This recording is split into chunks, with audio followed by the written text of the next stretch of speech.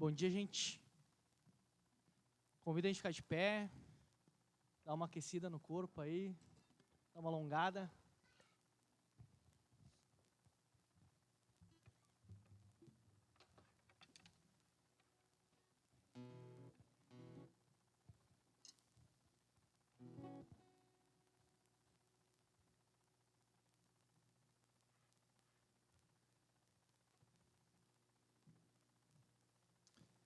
Vou pedir para a gente ter aquele momentinho, aqueles segundos para a gente tentar esvaziar a mente de tudo aquilo que a semana encheu ela, né? Então vou dar aí uns segundos, tenta colocar tudo diante de Deus, lembrar de por que a gente está aqui, por que cantamos o que cantamos, por que ouvimos o que ouvimos, enfim.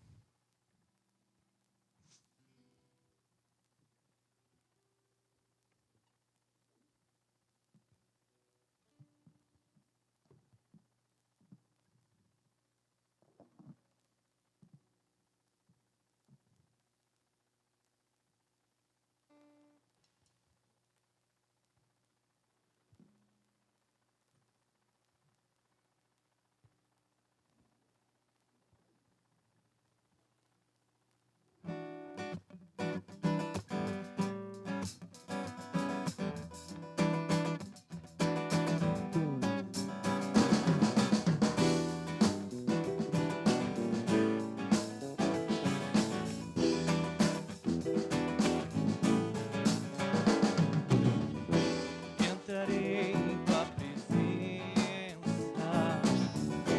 sacrifício de louvor,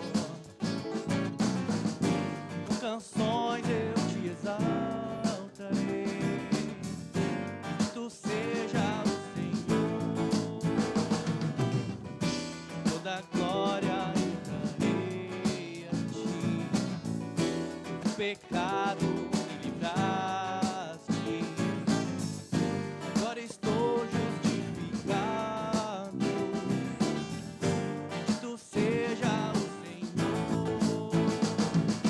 Exaltai, engrandecei seu nome. Exaltai, ao Senhor louvai. Exaltai, engrandecei seu nome. A Ele sim louvai. Entrarei em tua presença, sacrifícios de louvor,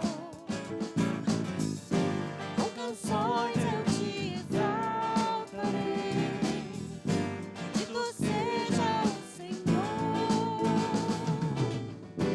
toda a glória eu darei a ti, do pecado me livraste.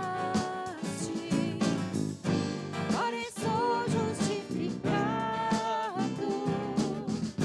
que tu seja o Senhor. Exaltai, engrandecei seu nome. Exaltai, ao Senhor louvai. Exaltai, engrandecei seu nome. A Ele sim louvai. Exaltai, engrandecei seu nome. Exaltai, ao Senhor louvai. Exaltai, engrandecei seu nome. A Ele sim louvai. A Ele sim louvai. Exaltai. Crianças, podem vir aqui me ajudar.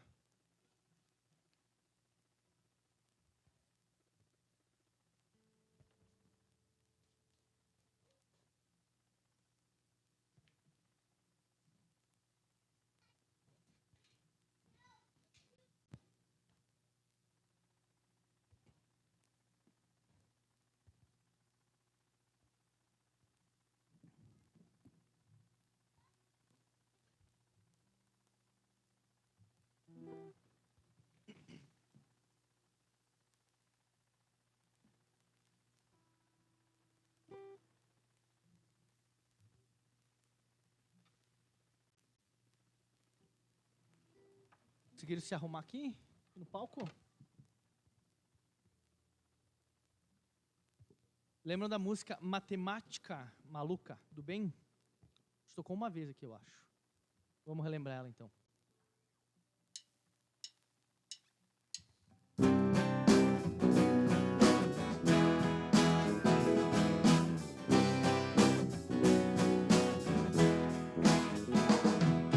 Eu era só um menininho bem atento ouvindo Jesus. Eu e mais 5.000 pessoas bem atentas ouvindo Jesus. E esquecemos até de comer. Mas de repente começou a anoitecer e os discípulos sem saber o que fazer. A multidão precisava comer.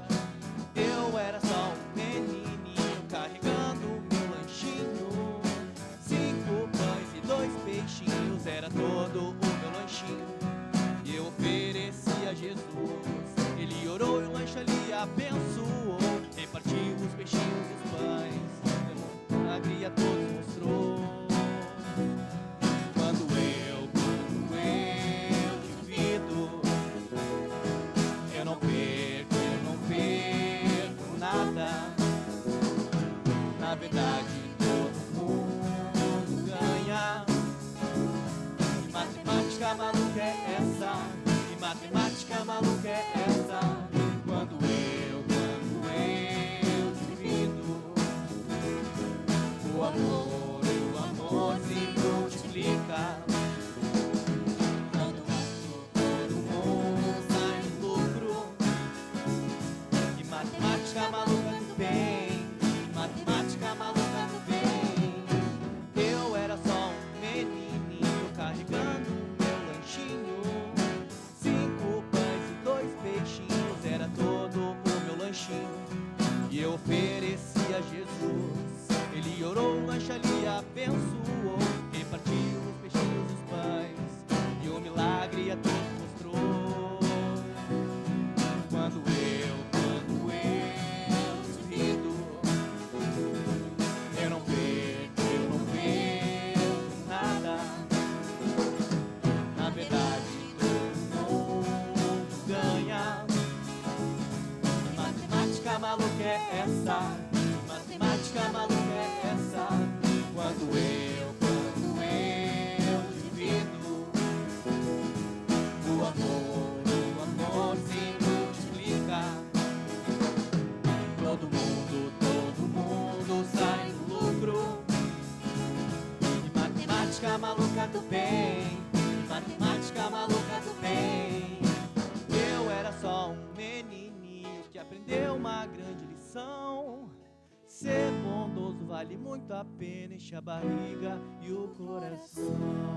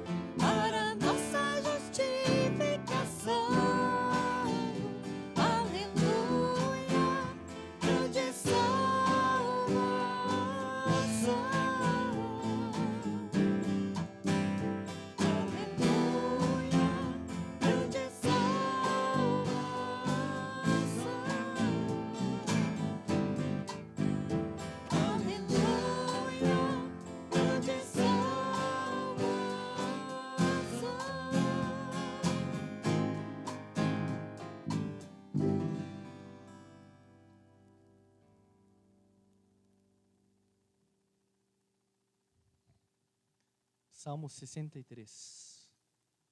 Ó Deus, Tu és meu Deus, eu te busco de todo o coração. Minha alma tem sede de Ti, todo o meu corpo anseia por Ti, nessa terra seca, exausta e sem água.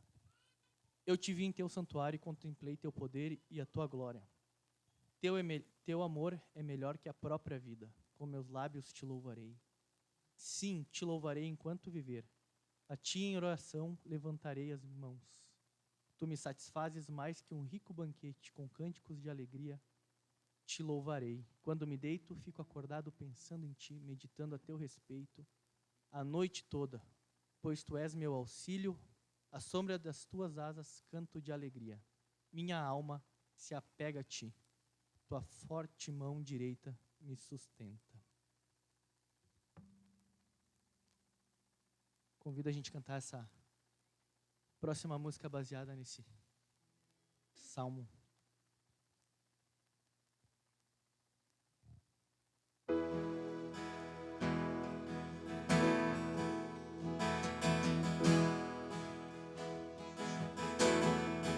Tu és o Deus que sacia o deserto do coração, em quem devo confiar, a Ti me apego.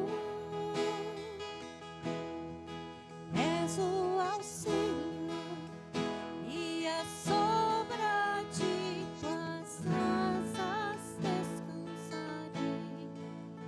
Pela Tua forte mão estou seguro. De todo o coração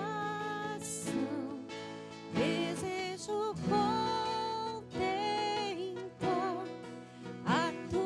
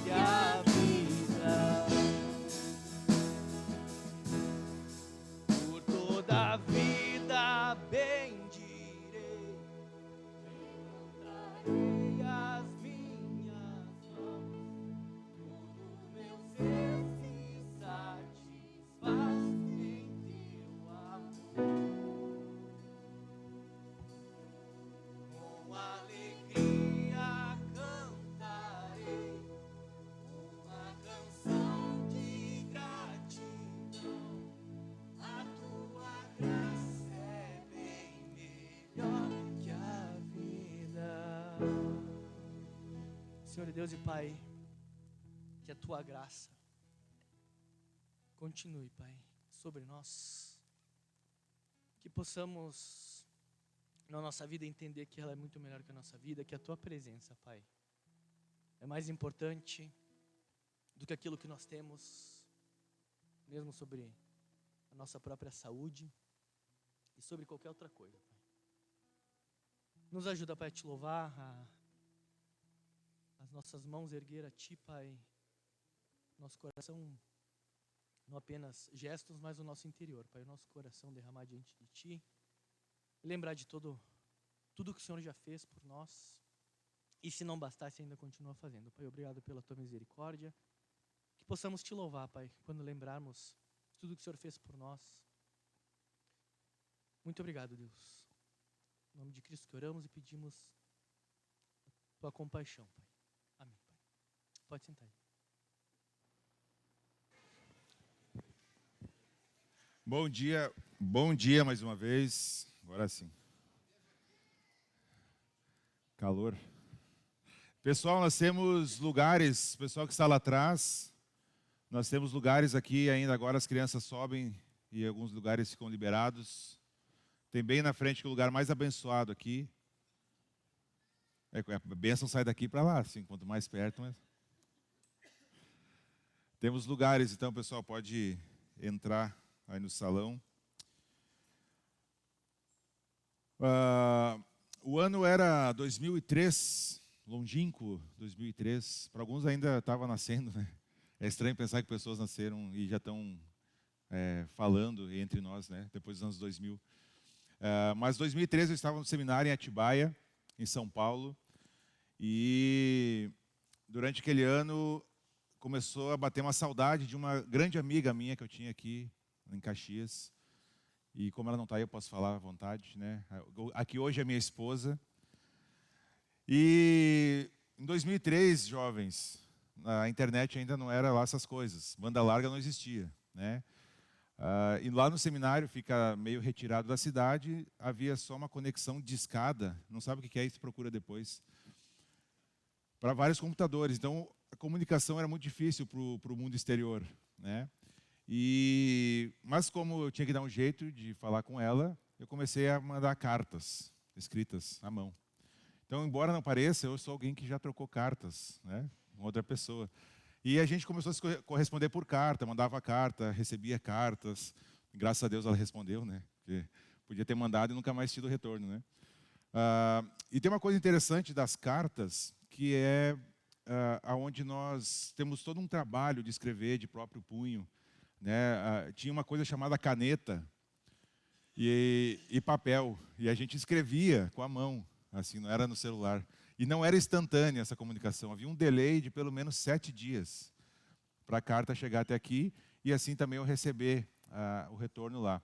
E lá no seminário nós tínhamos então um lugar, assim, uma parede bem grande, onde a gente chamava de escaninhos. Toda a comunicação era lá, resultado de provas. Então, volta e meia tinha que ir lá olhar se tinha alguma coisa para ti. E aí é aquela expectativa, né? Dava mais ou menos uma semana que tinha mandado a carta, 14 dias, na verdade, que tinha retorno, né? E aí ficava aquela ansiedade, será que respondeu, será que não respondeu? Ia lá todo dia olhar, daí não tinha, aí ficava meio triste, voltava. Quando chegava, tinha aquela expectativa de abrir a carta. E é muito interessante porque o que eu estava lendo tinha acontecido há 7 dias atrás. Então, não era mais uma notícia tão nova. E a carta, ela tem então esse toque especial, a gente escreve à mão. No final, ali, tenta dar o último recado importante, né, daquilo que a gente está dizendo. Então, a gente conta um monte de coisa e no final é aquela despedida, né? A gente deixa isso para escrever ali no final. Quem já teve a experiência de trocar cartas sabe o quanto é legal e o quanto isso gera ansiedade também, porque é demorado pra caramba, né? Então, no finalzinho da carta, a gente foi trocando cartas aquele ano, e no ano seguinte a gente começou a namorar, e o resto é história, né?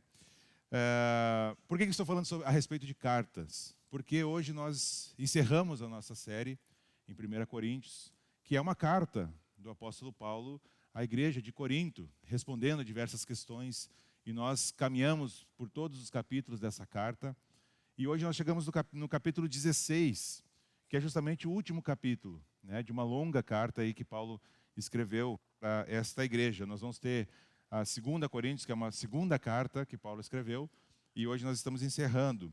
E pode parecer estranho que Paulo, no capítulo anterior, tenha falado sobre o céu, sobre a ressurreição, vitória dos que creem, e agora Paulo vai falar sobre um assunto muito prático, como nós vamos ver aqui. Então eu quero te convidar a abrir a tua Bíblia aí no capítulo 16, se ainda não abriu, e por favor, se você vai ler no celular, coloca aí no modo avião, para não haver interrupções durante a mensagem, e acompanha comigo a leitura do capítulo 16, aí na sua Bíblia.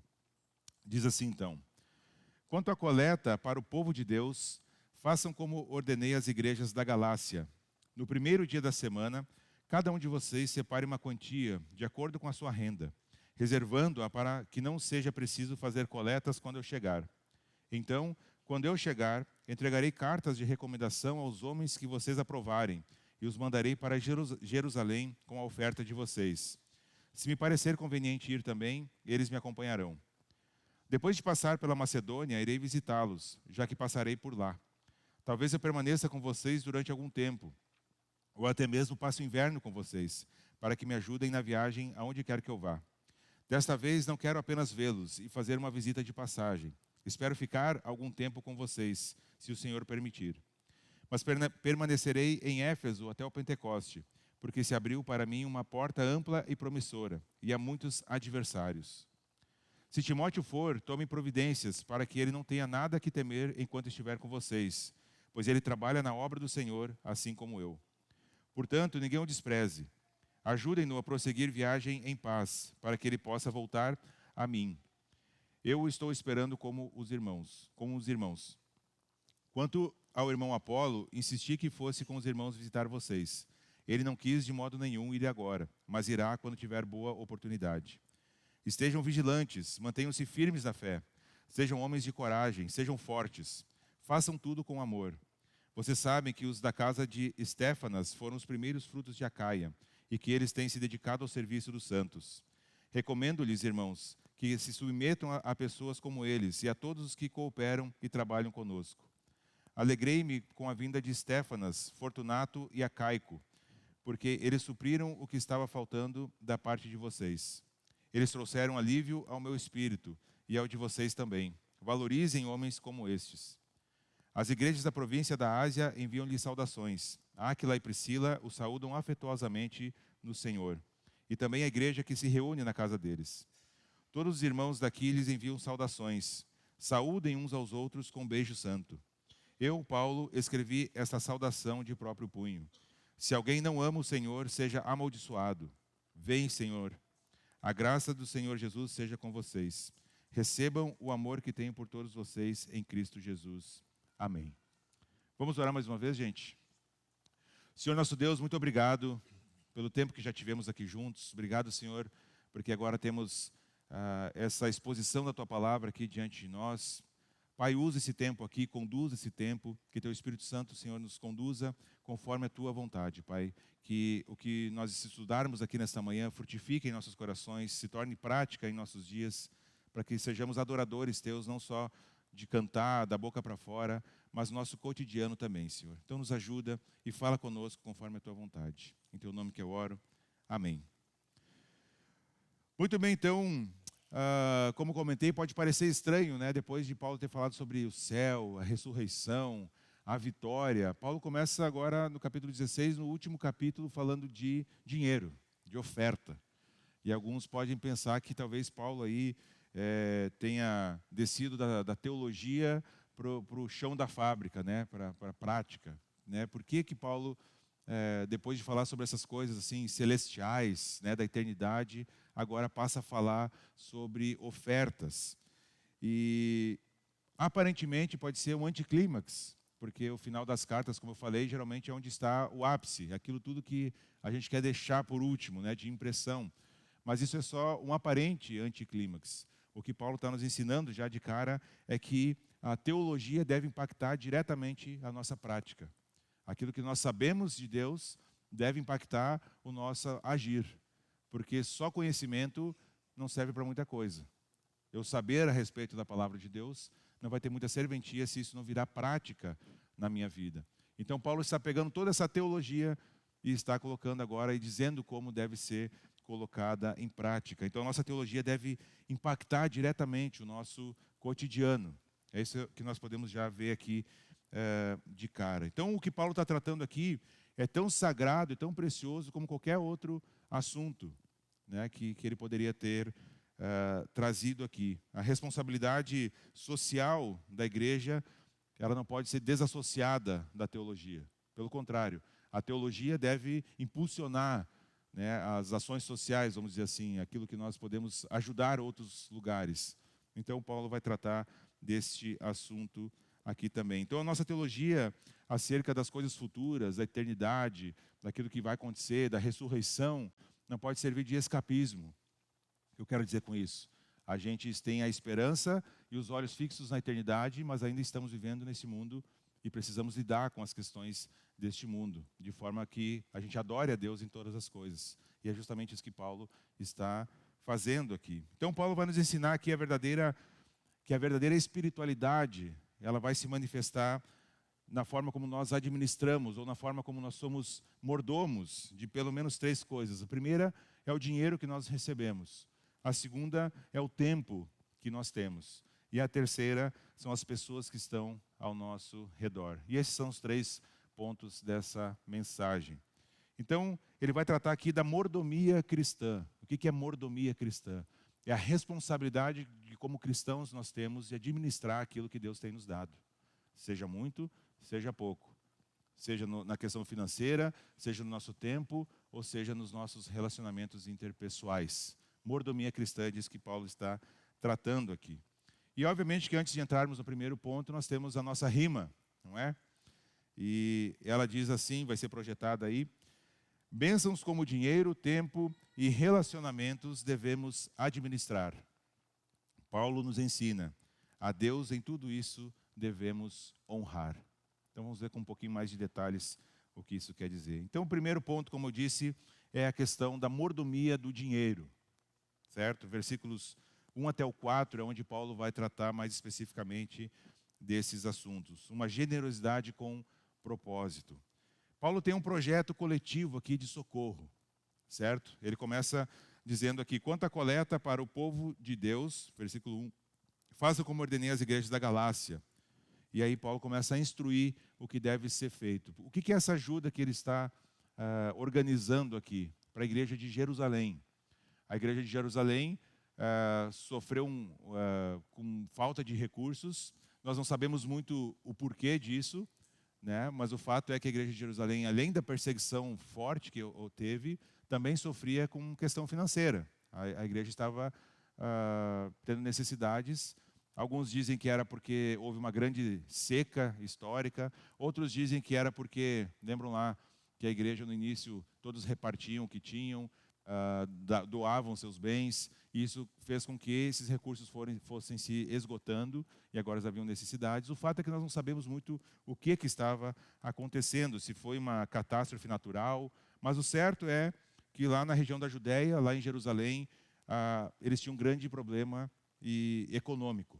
E aí Paulo então está organizando com as outras igrejas, algumas que ele havia fundado, outras que ele conhecia, uma coleta de recursos para enviar para essa igreja então de Jerusalém. E Paulo então, quando ele recebe essa incumbência de ser o apóstolo dos gentios, né, aquele que foi falar principalmente para aqueles que não eram judeus, consequentemente ele também se tornou apóstolo daqueles que eram mais necessitados, que tinham menos posses.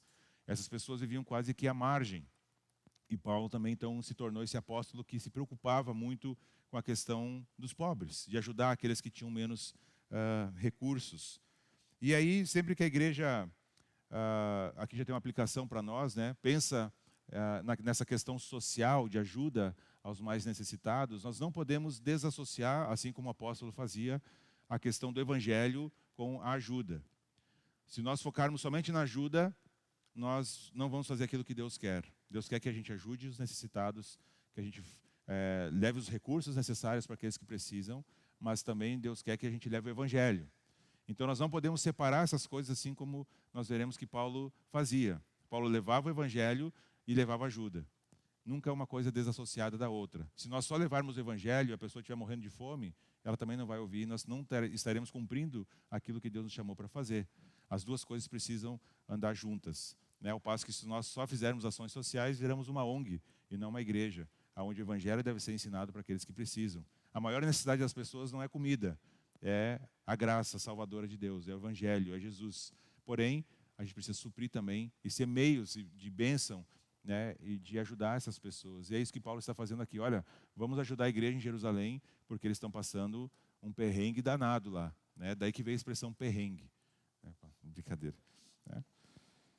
Então, Paulo escreveu, inclusive, 2 Coríntios, mais ou menos um ano depois de 1 Coríntios. E lá no capítulo 8, nós vemos que essa missão que Paulo se meteu aqui nessa organização da oferta é um sucesso. Deu certo. Essa organização toda que Paulo fez aqui com a igreja ali de Corinto e com outras igrejas, deu certo essa ajuda para a igreja de Jerusalém. Então, a missão que Paulo está trazendo aqui para a igreja de Corinto é essa: ajudar a igreja em Jerusalém que estava sofrendo com questão financeira, não tinham recursos. E eles então está falando para, olha, vamos ajudar. E aqui tem um detalhe muito importante, porque os judeus, eles tinham muito preconceito com os gregos, certo? Mesmo aqueles convertidos, eles tinham muito preconceito, porque eles não eram um povo de Deus. Era muito difícil para um judeu entender que agora a graça se estendia para todos. Não havia mais judeus, não havia mais gregos, então escravos, livres, a graça era para todos. E para os judeus isso era muito difícil ainda de digerir. E olha que interessante, a igreja em Jerusalém, basicamente uma igreja formada por judeus, estava recebendo ajuda de uma igreja de gentios. Então aqueles que eram vistos como menos cristãos ou menos importantes pelos judeus eram aqueles que estavam então enviando socorro para a igreja de Jerusalém. Certamente Deus, orquestrando tudo isso, também tinha uma grande lição para ensinar para a igreja ali de Jerusalém. Então, o normal era que os judeus que haviam saído de Jerusalém na perseguição enviassem recursos para os judeus que permaneceram em Jerusalém. Mas agora Deus estava trazendo então os gentios como também ajuda para essa igreja ali de Jerusalém. Porque o evangelho é isso, o evangelho ele quebra barreiras, ele quebra os nossos e os nossos conceitos também em relação às pessoas. Uma igreja que era gentílica agora estava servindo de socorro para uma igreja basicamente de judeus. Eu sei que para a gente isso parece uma coisa leviana, mas se colocando no lugar de um judeu, isso era uma coisa muito profunda. E era uma coisa que talvez eles tiveram que avaliar muito a sua própria vida, porque o recurso estava vindo de um lugar de onde eles não imaginavam que estava vindo. E aí então, Paulo estabelece alguns princípios aqui, bem claros, né? A partir do versículo 2, principalmente, do 1 em diante, até o 4, sobre a contribuição cristã. Primeiro, é dar para além da própria igreja local. Nós temos o nosso compromisso aqui com o orçamento da aliança, mas isso não é para parar aqui, certo? A gente pode transbordar disso para fora. A volta e meia acontece algumas ocasiões especiais. O ano passado, por exemplo, nós tivemos as enchentes aqui no estado e muitas pessoas ajudaram. E isso que nós devemos fazer mesmo. Ser bons mordomos daquilo que Deus tem nos dado. Transbordar de generosidade para além das necessidades básicas e os compromissos que nós temos como cristãos. Generosidade tem a ver não só com fazer o que precisa, é fazer além do que se precisa. Isso também inclui o nosso dinheiro. Ajudar a quem não vemos, às vezes, é um sinal de maturidade, como o próprio Paulo vai falar lá em Gálatas, capítulo 6. Ajudar quem a gente não conhece é um sinal de maturidade cristã também. Um segundo princípio é contribuir com clareza, com intencionalidade. Paulo ordena, não é uma sugestão espiritual. Paulo fala, olha, peguem aí o que vocês puderem, vamos organizar isso aí. Quando eu chegar, eu já vou levar isso junto com os homens que vocês vão definir quem são. Paulo não está dizendo, olha, se vocês quiserem fazer parte dessa campanha, talvez vejam aí com a liderança de vocês e tal. Não, ele está dizendo, olha, vamos ajudar essa igreja que está precisando, né? Então, clareza da intenção para onde que vai esse recurso. E ele explica para onde que vai todo esse recurso. Então, falar de dinheiro na igreja não é pecado, gente, tá? Pelo contrário. Obviamente que, muito infelizmente, este assunto tem sido conduzido de uma maneira totalmente pecaminosa e errônea, e não de acordo com o que a Bíblia ensina, né? Há um mercado da fé por aí estabelecido já, aonde se você der 1, você ganha 10 ou mais, né? Isso não tem nada a ver com o que a Bíblia ensina a respeito do dinheiro. Mas falar de dinheiro em si não é pecado, tá? É bíblico, inclusive. A gente precisa aprender a lidar com essa questão do dinheiro, a parte mais sensível do nosso corpo, né? Que é o bolso, né? Então a gente precisa lidar com isso de forma bíblica, saudável, responsável. Mas a gente precisa falar sobre isso também. Um terceiro princípio aqui no versículo 2, Paulo fala no primeiro dia da semana. Isso é interessante, né? Porque o primeiro dia da semana, no Antigo Testamento, era o sábado, né? Era o dia que era guardado pelos judeus. A partir da ressurreição de Jesus, o primeiro dia da semana é o domingo. O dia especial que nós temos é o domingo, porque foi o dia que Jesus ressuscitou. Nós não guardamos o domingo, assim como era feito no Antigo Testamento, mas ele é um dia especial, em que a gente tem a celebração, por exemplo, a gente tem um culto a Deus, a gente tem um dia diferente dos outros. O domingo é um dia diferente, é o primeiro dia. E Paulo, então, está falando para fazer no culto isso. O primeiro dia da semana, versículo 2. No primeiro dia da semana, cada um de vocês separe uma quantia, certo? Então, fazer essa coleta durante o culto. Ofertar é um ato de adoração a Deus. Às vezes a gente tem acho que é só um compromisso, assim, uma coisa fria. Mas da mesma forma como a gente adora a Deus com as nossas vozes, com música, da mesma forma como a gente adora a Deus em obediência, em submissão, a gente também adora a Deus ofertando, ajudando, dando recursos. Nós damos uma resposta àquilo que Deus nos deu. Isso é administração, é boa mordomia daquilo que Deus tem te dado. Certo? O quarto princípio, ser sistemático e disciplinado. Né? Então, Paulo vai dizer, ponham de parte, né? Ali já deixem organizado, no versículo 2, cada um separe uma quantia. Tá? Não é o que sobrar. Paulo não está dizendo assim, ó, quem tiver alguma coisa sobrando aí em casa, põe lá para ajudar. Não, cada um separe uma quantia, ou seja, vai olhar para o seu orçamento e vai dizer, não, isso aqui eu quero ajudar a igreja de Jerusalém. Né? É isso que Paulo está dizendo. Não é o que está sobrando, né? Mas priorizar no seu orçamento ajuda aqui. E também contribuir proporcionalmente. Né? Paulo vai dizer ali, cada um separe uma quantia de acordo com a sua renda. Ou seja, não é uma coisa homogênea e parelha. Se Deus tem te abençoado mais, seja mais generoso. Se Deus tem te abençoado menos em questão de recursos, vai proporcionalmente ajudar também. Né? Mas não é uma coisa assim, que todo mundo tem que dar igual. É proporcional, conforme consegue, conforme se dispôs no coração ali a ajudar. Isso estou falando de oferta. A gente precisa deixar muito claro que Paulo não está falando de dízimo aqui. Ele está falando de uma ajuda específica para a igreja em Jerusalém, certo? Todos devem participar, cada um de vocês, Paulo diz, cada um de vocês. Então ninguém está isento. A contribuição é um privilégio de todos. Tá? A gente às vezes troca essa palavra privilégio por, sei lá, responsabilidade, por chatice, qualquer outra coisa assim, né? Mas é um privilégio de todos nós poder ajudar. E por fim, versículos 3 e 4, nós vemos como Paulo está preocupado com a transparência, né, na administração. Veja como ele diz para a igreja escolher alguns homens que vão ficar responsáveis por aquilo que for coletado. Ou seja, a igreja vai olhar para alguns homens e vai dizer, olha, acho que você são pessoas confiáveis para cuidar desses recursos. Né? Não tinha banco, não tinha onde depositar isso e fazer uma transferência. Era tudo no moeda, né? no físico. E aí Paulo diz, olha, alguns homens aí, se vocês quiserem que eu vá junto, eu vou junto. Tá? Mas se não, quando eu chegar aí a gente organiza e a gente despacha eles para ir para Jerusalém. Então, transparência, precisamos ter muita lisura na questão financeira. Também, não só na questão das ofertas, mas também do dízimo. E, obviamente, a pergunta para nós é, temos sido bons mordomos daquilo que Deus nos deu? Temos administrado com priorização ao reino de Deus aquilo que Ele nos deu? Ou quando a gente olha o nosso extrato bancário, a fatura do cartão de crédito, tem tudo ali, menos coisas que impactam o reino de Deus. Temos buscado priorizar essas coisas? Como é que está essa área na sua vida? A sua generosidade reflete a graça pela qual você foi alcançado, a graça que Deus te deu na sua vida, ou você tem vivido para si mesmo nessa área financeira? Uma questão de avaliação. Ainda dá tempo de mudar, ainda dá tempo de se arrepender, ainda dá tempo de começar a fazer aquilo que é certo. Cada um de nós precisa avaliar a própria vida. Segundo coisa que Paulo vai nos falar aqui é a respeito da mordomia do tempo, dos versículos 5 até o 9.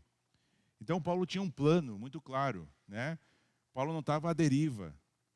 Ele fala tudo o que ele vai fazer. Olha, depois de passar pela Macedônia, eu vou visitar vocês, né? Já que passarei por lá. Talvez eu permaneça algum tempo com vocês aí, ou até mesmo passe o inverno com vocês, porque no inverno ali, naquela região, não tinha condições de viagem, né? Não era que nem hoje, que tinha avião, ônibus, carro, né? Era a pezito, no máximo um cavalo, uma carroça. Então, era difícil viajar também no inverno. Então, versículo 7, não quero apenas vê-lo dessa vez, né? Não quero fazer uma visita de passagem. Eu espero aí permanecer um tempo com vocês. E aqui tem quase que passa desapercebido, mas Paulo sempre, na dependência de Deus, ele fala, se o Senhor permitir. E já virou meio que um jargão isso, mas o que a Bíblia nos ensina é que nós devemos fazer os planos, mas que, se o Senhor permitir, que eles vão se concretizar. A resposta final é vir de Deus. E a gente não precisa ficar frustrado quando não dá certo, porque se estão na mão de Deus, se não deu certo, é Deus quem está conduzindo. A gente planeja, a gente faz a nossa parte, mas a gente entrega isso nas mãos de Deus. E diz, olha Deus, se o Senhor permitir, amém. Se não, está tudo bem também. Talvez vou ter que lidar com uma frustração, uma tristeza, mas aí eu lido isso de maneira bíblica. E está tudo bem, se não deu certo. Inclusive a frustração às vezes vai ser permitida na nossa vida, para a gente aprender, talvez a confiar mais, ou talvez a gente estava buscando uma coisa que não seria bom para nós. Mais uma vez eu uso o exemplo das crianças, que se a gente desse tudo o que elas queriam, né, algumas talvez nem estariam mais entre nós, ou talvez estariam doentes em algum lugar aí no hospital. E a gente diz não isso, não aquilo, não permite que brinque de tal forma, não permite que escale lugares muito altos, que vai cair. Na visão da criança, o pai e a mãe são uns chatos, que não deixam fazer nada. Não é? E às vezes a gente tem essa visão também de Deus. Deus não me abençoa, não me dá, olha o que o fulano está fazendo. Né? E a gente vê nossos filhos dizendo, porque o fulano pode fazer e eu não posso. Né? A gente faz a mesma coisa, só um pouquinho mais escondidinho, né? Precisamos aprender a confiar em Deus. Planejar com humildade, ou seja, planejar em submissão a Deus é bíblico. É bíblico. As nossas férias. Você já parou para pensar a respeito de como você planeja suas férias? Você leva em consideração o que Deus quer para você nas férias? Ou aí Deus não entra? A gente às vezes vai fazendo só, né? Vai vivendo assim a vida. A gente não para muito para pensar e colocar essas coisas todas diante de Deus. A sua semana, como é que você organiza a sua semana, o seu mês? Isso é boa mordomia do tempo. Remir o tempo é o termo bíblico. Né? Paulo está dizendo, olha, eu vou fazer isso, eu vou fazer aquilo, eu vou para lá, eu quero ficar um tempo com vocês. Está organizando a sua agenda. A gente muitas vezes diz, olha, eu não tenho tempo para discipulado, eu não tenho tempo para grupo célula, eu não tenho tempo para vir na celebração, eu vou quando dá. Eu não tenho tempo para servir em ministério nenhum porque eu estou muito ocupado. Será mesmo que a gente não tem tempo? Sendo honestos? Ou será que a gente não quer? Ou será que a gente está priorizando outras coisas que não são aquilo que Deus quer para nós? Não, mas se tu visse minha agenda, é muito corrida. Sim, de todo mundo é corrido, mas todos nós temos as mesmas 24 horas todos os dias. As mesmas. E a gente vai enchendo nossa agenda com aquilo que é prioridade para a gente. Algumas coisas não tem muito como negociar, mas muitas outras nós temos como negociar. Questão que a gente não quer. Questão que a gente não quer. A gente prefere muito mais ficar lá 1 hora na frente da TV do que 1 hora dedicando a fazer um discipulado com alguém. Não é? A gente prefere ficar lá, sei lá, maratonando uma série madrugada dentro, mas não tem tempo para ler a palavra de Deus. Para ver a série não tem sono, mas para fazer o plano de leitura da Bíblia, não consigo, de manhã estou muito cansado, de noite estou com muito sono. Prioridade, não é questão de tempo. E remir o tempo é algo bíblico. Então Paulo reconhece, inclusive, que as oportunidades aparecem. né?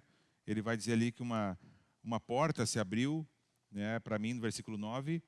Eu vou permanecer em Éfeso 8 até o Pentecoste, porque se abriu para mim uma porta ampla e promissora.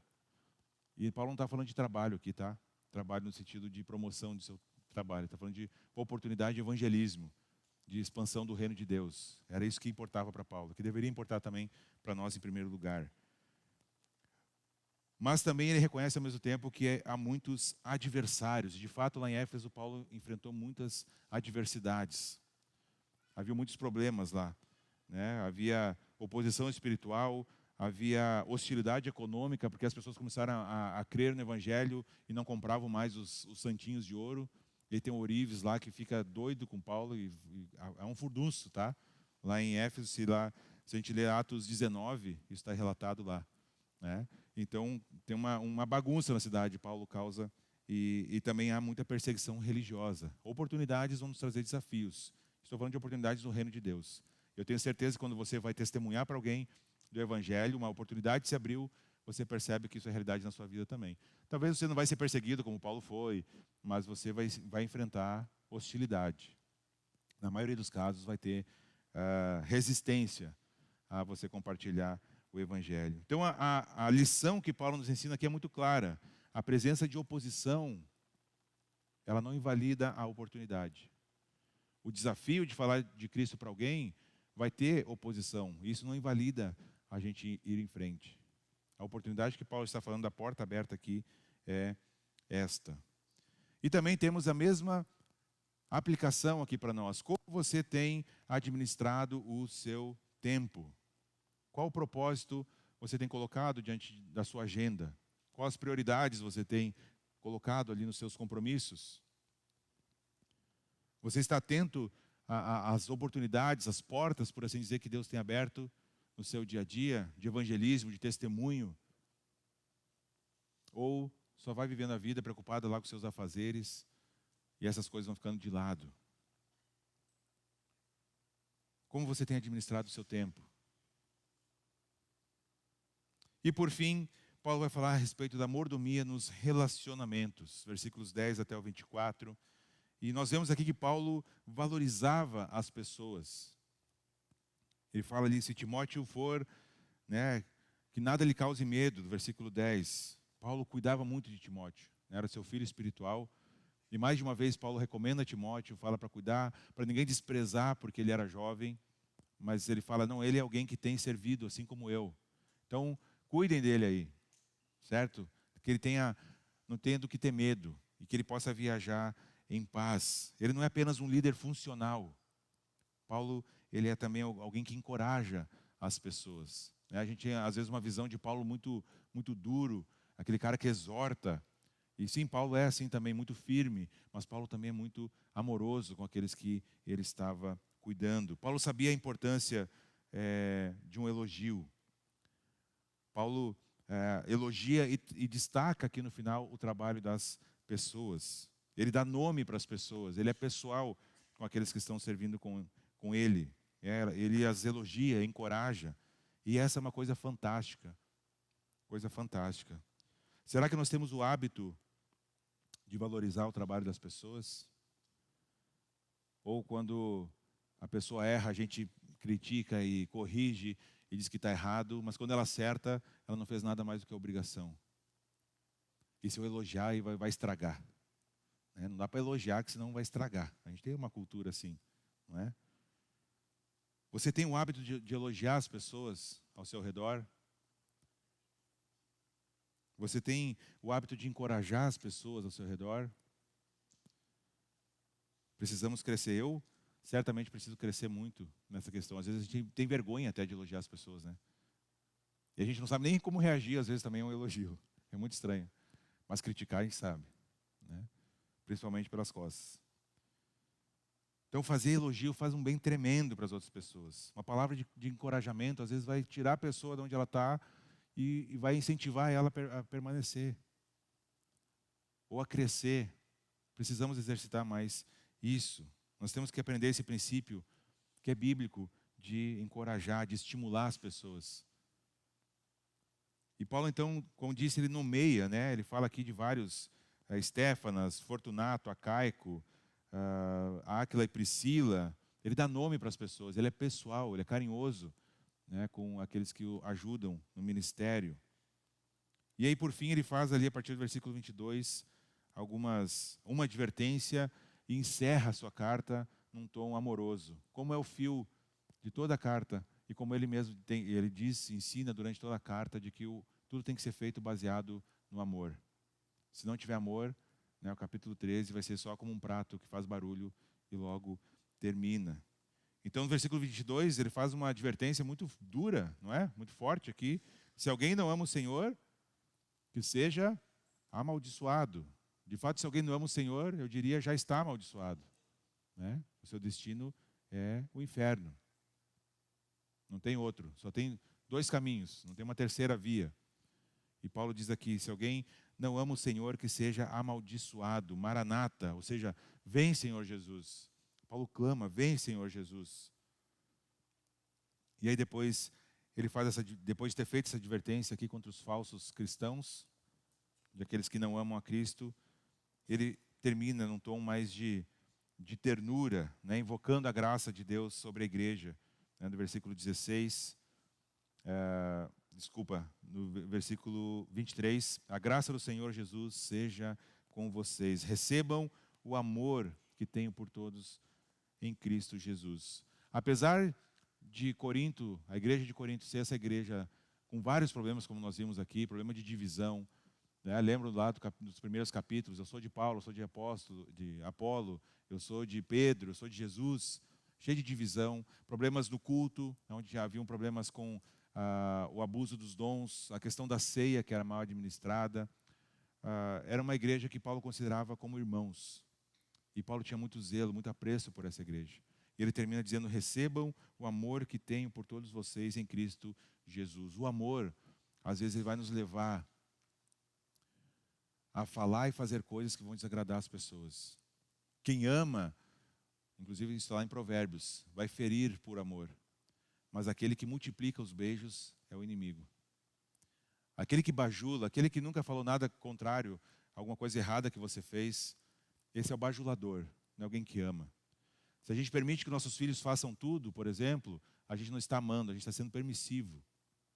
O amor, às vezes, vai fazer o que Paulo fez aqui na carta de 1 Coríntios, corrigir, exortar, trazer de volta para o caminho quando se desviou. Isso são atos de amor. Às vezes dizer não para alguma coisa que você até gostaria de fazer ou de ajudar, mas porque você ama aquela pessoa, você vai ter que dizer não. Às vezes, talvez, vai perder uma amizade, mas porque você ama aquela pessoa, você vai dizer a verdade em amor para ela. E talvez você vai perder essa pessoa. Mas nós não podemos amar mais o nosso relacionamento com as pessoas do que a pessoa em si. Então, não posso dizer, eu não vou dizer nada porque a pessoa vai ficar chateada comigo. Às vezes vai ficar chateada, sim. Às vezes vai ficar, mas nós precisamos ajudar as pessoas a crescer. Amor também, às vezes, vai ser ferir. Ao passo que exige humildade de nós para sermos feridos também. Em amor, para o nosso próprio crescimento. Para nós concluirmos, Paulo então aqui nos mostra, nesse capítulo 16, que a vida cristã não é só o céu. A gente tem a esperança do céu, a gente tem a esperança da vida eterna, a ressurreição dos mortos, como vimos no capítulo 15, na semana anterior. Mas também é chão. Nós estamos aqui nesse mundo, nós temos que lidar com as coisas desse mundo, nós temos que lidar com um tempo que ainda não é eterno. Nós temos que lidar com o dinheiro, com os ganhos, que ainda são variáveis. Nós temos que lidar com as pessoas ao nosso redor e conosco mesmo, que ainda estão cheias de pecados. Temos que ainda estar aqui neste mundo caído. Vivemos aqui, mas não somos mais daqui, mas ainda estamos aqui. Então não é apenas sobre o porvir, a vida cristã, mas é também sobre o presente e como vivemos o presente. Então a mordomia cristã, ela envolve a generosidade com os recursos que temos, ela envolve a sabedoria no uso do tempo que Deus nos dá, e ela envolve o amor pelas pessoas com quem nós caminhamos, o amor bíblico, o amor que a Bíblia ensina que é amor, que nem sempre é um amor sentido, né? Geralmente não, é um amor praticado. E algumas perguntas para reflexão e para oração de cada um de nós. A primeira é como tenho lidado com o que Deus me deu. Como eu tenho lidado com aquilo que Deus colocou nas minhas mãos, os recursos que Deus tem me dado. Que oportunidades Deus tem me dado e como eu tenho respondido a essas oportunidades. Eu tenho deixado passar uma oportunidade atrás da outra, ou estou pronto a cada oportunidade para testemunhar a respeito do Evangelho, para falar do amor de Jesus para as pessoas ao meu redor. E por fim, quem Deus colocou ao meu lado que precisa ser valorizado hoje. Inclusive eu tenho um desafio bem prático e nós vamos orar. O meu desafio é, hoje, você precisa elogiar 3 pessoas. Pode ser aqui, pode ser em casa, onde for, tá? 3 pessoas você precisa elogiar. Olha, eu acho, não é bajular, tá, gente? Elogiar. Eu dizer, olha, eu acho que você é uma pessoa assim, sensata, acho que você faz isso muito bem, eu acho que é tão legal quando faz aquilo, você fez aquilo, entendeu? Não é bajulação, elogio. Vocês vão perceber como é difícil. É difícil, tá? Por experiência eu posso afirmar. Certo? Vamos orar, gente? Senhor Jesus, muito obrigado, porque esse encerramento da carta de Paulo aos Coríntios, Senhor, nos traz tantas lições a respeito de como devemos administrar aquilo que o Senhor tem nos dado, as bênçãos que o Senhor tem nos dado, dinheiro, tempo, relacionamentos. Obrigado porque isso são dádivas, Pai, que o Senhor nos deu. E nós temos a responsabilidade como cristãos de administrar isso para a Tua honra e para a Tua glória, Senhor. Então nos capacita a fazermos isso, Senhor. A nossa tendência, Pai, é fazermos as coisas para o nosso proveito, aquilo que nos dá maior prazer, priorizando, Senhor, a nós mesmos. Nos ajuda a fugir disso, Senhor. Nos ajuda a reconhecermos se em alguma área dessas, Pai, temos pecado contra o Senhor. E que a gente acerte a nossa própria vida, que o Teu Espírito nos convença desse pecado, nos dê arrependimento, para que a gente cresça na Tua direção, Senhor. Então nos capacita, Senhor, a de sermos bons mordomos daquilo que o Senhor tem nos dado, Pai. A administrarmos bem aquilo tudo que o Senhor tem nos dado, que é muito mais daquilo que nós precisamos. E muito obrigado, Senhor, pela Tua graça. Obrigado porque o Senhor é um Deus generoso, o Senhor é um Deus bondoso, o Senhor é um Deus misericordioso. E tem nos dado e nos agraciado, Senhor, com muito mais daquilo que é necessário para nós vivermos. Então nos ajuda, Senhor, tem misericórdia de nós. E sejamos atentos, Senhor, ao mover do Teu Espírito Santo em nossos corações. E sejamos atentos, Pai, aonde precisamos nos arrepender e crescermos na Tua direção, para termos uma vida que Te agrada em primeiro lugar, vida de verdadeiros adoradores, Pai, na teologia e também na prática. Abençoa, Senhor, o nosso dia, abençoa, Senhor, a nossa semana, Pai, de acordo com o Teu propósito, com a Tua vontade para nós. É em Teu nome que eu oro agradecido. Amém. Amém, meus queridos? Então, não esqueça do seu desafio, elogiar 3 pessoas, e até domingo que vem, se Deus assim permitir.